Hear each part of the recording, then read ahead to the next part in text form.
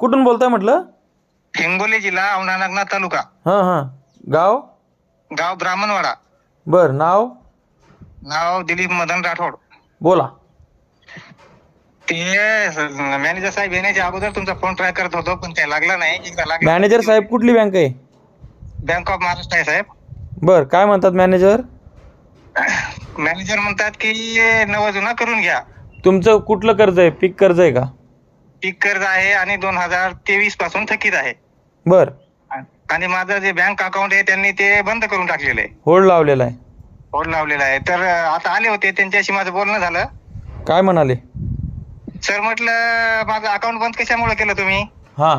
ते म्हणे थकीत असल्यामुळं. थकीत आहे आम्ही आहे तर म्हणलं तुम्ही हे चालू बाकीदार कशाला मला आमच्याकडून रिन्युअल करून घेता?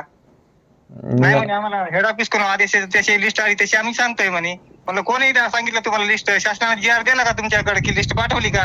बरोबर. हा. मग काय म्हणे मॅनेजर? मग मॅनेजर म्हणे नाही म्हणे तसे आम्हाला आदेश आहेत तसे करायला. म्हणलं मग आदेश आहेत तुम्हाला तर आम्ही थकबाकीदार म्हणून तुम्ही आमच्या खात्याला होल्ड लावलाय ना. हां. तर मग तुम्ही आम्हाला चालू बाकीदार मधून रिन्युअल कशामुळे करून घेता? अगदी बरोबर प्रश्न विचारला तुम्ही त्यांना. आणि असंच बोलायचं मॅनेजर लोकांना.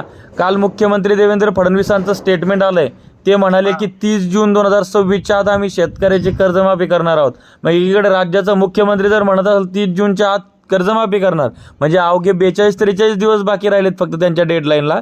असं असताना मुजोर बँक मॅनेजर घरी येऊन रिन्युअल तरी कसं करायची रिक्वेस्ट करतात शेतकऱ्यांना?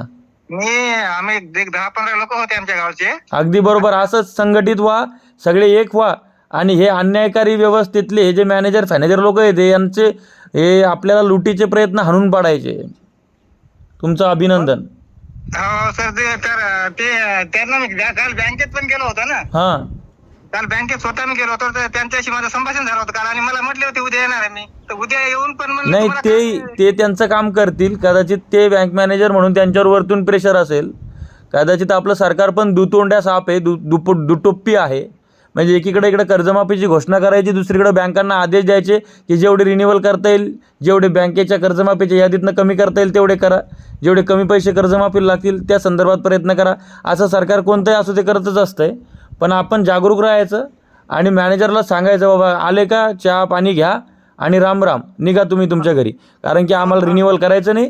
30 जूनच्या आत कर्जमाफीचं होणार आहे. त्याच्यामध्ये जर आम्ही बसलो नाही तर आम्ही आमची बँक भरू. त्यांचं म्हणण्याचा उद्देश सर फक्त एकच होता की माझ्याकडे आहे 87,000 कर्ज. हां. 87 तर ते काय म्हणे तुम्ही 91 भरा म्हणे, तुम्हाला 87 परत करून टाकतो आणि तुम्ही प्रोत्साहन पर 50,000 मध्ये बसता. सर म्हणलं आम्हाला 87 माफ. तो कुठल्या अधिकारानं म्हणतोय तो नालायक मॅनेजर की तुम्ही प्रोत्साहनपरमध्ये बसताय? अजून सरकारनं अटी शर्ती नियम निकष काहीच जाहीर केलेलं नाही आहे. तो कुठल्या अधिकारानं तुम्हाला तो मॅनेजर म्हटला की तुम्ही तुमच्याकडं 87,000 कर्ज आहे, 91 भरा, मी तुम्हाला परत 87 देतो आणि तुम्हाला 87 दिल्यानंतर तुम्ही परत प्रोत्साहनमध्ये बसता? त्याला म्हणा तो रायटिंगमध्ये देऊ शकतो का म्हणा मला असं आहे? त्यांना मी हेच प्रश्न केला सर. तुम्ही म्हणलं तिथपर्यंत आले, तुमच्याकडे कोणत्या शासनाचे निर्देश आले का, GR आले का, लिस्ट आली का, ते आम्हाला दाखवा म्हणलं. हां. आणि त्याच्यानंतर आम्ही तुमच्याकडे कोणाला तुम्हाला काही आदेश सांगितलात का म्हणलं शासनाने की तुम्ही अशा रिन्युअलचे असे एवढ्या याद्या आल्या, माफीच्या एवढ्या याद्या आल्या, असं काय तुमच्याकडे म्हणलं ते लिस्ट आली आहे का? नाही म्हणे हे आमचं बँकेचं काम आहे म्हणे, आम्ही आमचे. नाही तो त्याचा स्कोअर सेटल करायचा प्रयत्न करतोय. ठीक आहे, तुम्ही त्याच्या नादाला लागू नका. शेतकऱ्यांना पण आवाहन करा. चालते मी सगळ्यांना सांगितलं म्हणलं कोणीच काही भरायचं नाही म्हणलं. काय ना हे यांचं काम करतायत म्हणलं, फक्त यांचं. सरकारनं कर्जमाफीची घोषणा केलेली आहे. सरकार अटी शर्ती जाहीर करल आणि त्या अटी शर्तीमध्ये जर का शेतकरी बसला नाही तर सरकारच्या कर्जमाफीच्या प्रक्रियेनंतर शेतकरी ठरवेल काय करायचं. एक तर सगळे शेतकरी म्हणून आंदोलन करू, नाहीतर मग शेतकरी आंदोलनात नाही आले तर मग शेतकरी ज्याचं त्याचं कर्ज भरून टाकतील. अशी भूमिका आपण घेऊयात. सर एक वेळेस मोठं आंदोलन आपल्याला उभं करावं लागणार आहे. आणि दादा मोठं आंदोलन उभं करायला काही नाही, शेतकरी येत नाहीत शेतकरी आंदोलनाला. शेतकरी फक्त घरूनच बोलते. मी आता आपल्याला युट्यूबच्या माध्यमातून लाखो शेतकऱ्यांचा आढावा घेतला जातो. जेव्हा काहीतरी मिळणार आहे असा आपण व्हिडिओ केला की त्याला लाखो लोक बघतात. पण जेव्हा काहीतरी आपल्याला आपल्या हक्कासाठी लढायचंय, आंदोलन करायचंय, त्यावेळेस कोणी बघत नाही. हे सध्याचं जे कल्चर झालं लाभार्थी कल्चर झालं. मला काय भेटतं सांगा तर मी येणार. तर आता काय झालंय, चळवळ म्हणजे त्याग. शरद जोशी साहेबांची चळवळ होती. आणि ती एकमेव चळवळ होती. त्याच्यानंतर महात्मा फुलेनंतर जोशी साहेबांनी चळवळ उभी केली शेतकऱ्यांची. आता चळवळ राहिली नाही. आता सगळी वळवळ झालेली आहे सत्तेसाठीची. तो त्याच्यामध्ये आपल्यासारख्या सामान्य शेतकऱ्याचं मरण होत आहे. हो ना हो ना. हां, अराजकीय शेतकऱ्यांच्या पोरांचा लढा उभा करायचा आपण सगळ्यांनी मिळून प्रयत्न करूयात.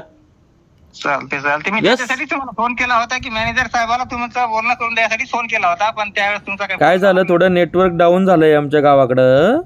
तुमचे मला भरपूर मिस कॉल दिसले. मला वाटलं तुम्हाला काही इमर्जन्सी असेल म्हणून मी इकडं गावच्या टेकड्यावर आलून तुम्हाला फोन केलाय. चालते मी व्हिडिओ पण सर तुमचे रोज बघतो आणि अभिनंदन करता सर, तुम्ही जे काम करता असं एक शेतकऱ्याबद्दल. कर्तव्य आहे ते आपलं. आपण शेतकऱ्याच्या पोटी जन्म घेतलाय, करत राहू मरेपर्यंत. कारण तुमच्यासारखा बोलणारा या युट्यूबला शासनाला बोलणारा असा कोणता व्यक्ती अजून पण नाही, आहेत भरपूर आहेत. माझ्यासारखे भरपूर आहेत. सगळ्यांना प्रसिद्धी दिली गेली पाहिजे आणि सगळे शेतकऱ्यांची पोरं जागरूक झाले पाहिजेत. हे साला धर्माच्या गोळ्या घेतल्यात सगळ्यांनी, त्याच्यामुळं शेतकऱ्याची जात पात आपण सगळं विसरून गेलोत. हां, चालेल. हां, काही अडचण असेल फोन करा. ओके. हो. येस.